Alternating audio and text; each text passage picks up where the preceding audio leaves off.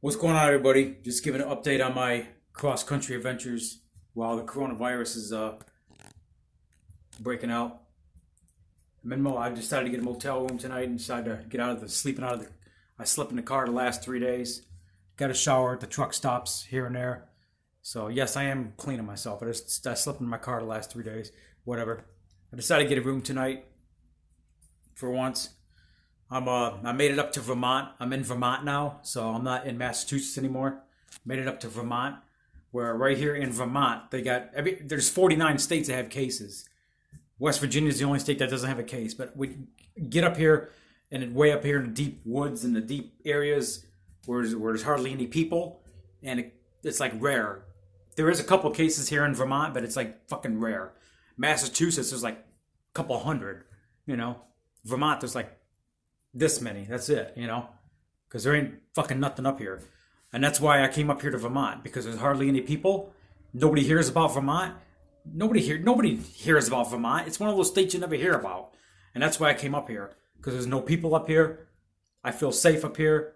There's hardly any cases. There's hardly any people. It's very how do I say this? It's very wooded, and there's not a lot of people up here.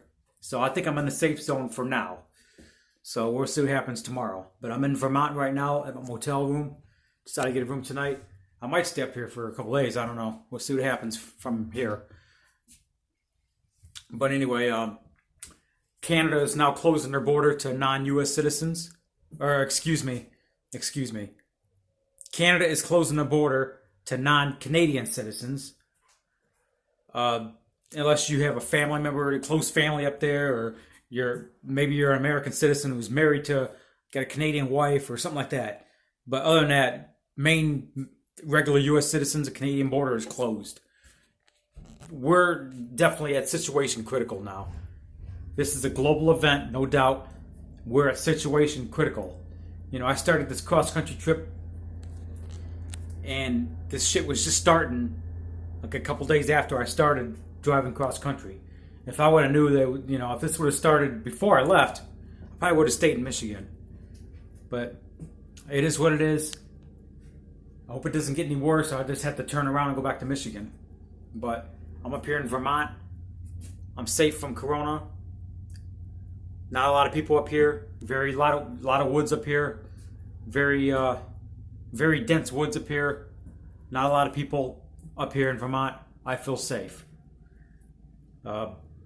Don't know what's going to happen from here, but as far as the U.S. right now, they're several states are now closing bars and restaurants, movie theaters, malls. I went into a mall today in Massachusetts, in Springfield, Massachusetts, and it was fucking dead. It was empty. There was nobody in there, and they had a lot of stores open. It wasn't like an abandoned mall like Metro Center or Metro Center Phoenix or Summit Place Waterford before it closed, and a few others out there.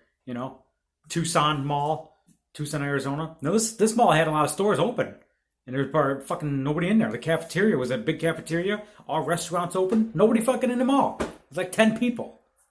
This was in Springfield, Massachusetts today, a few hours ago. But anyway. We're at situation critical now here in the United States. There's been rumors of martial law and a nationwide curfew.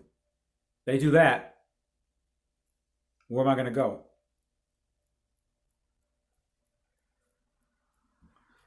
Anyway, it's like situation critical now here in the United States. We're in a full-blown... the worst that you could possibly think that could happen is happening. This is a worldwide fucking event. This has not happened. A worldwide event like this has not happened since World War II. So this is really like we're in a real life movie. This is really happening. So stay safe out there, and I'll keep you posted.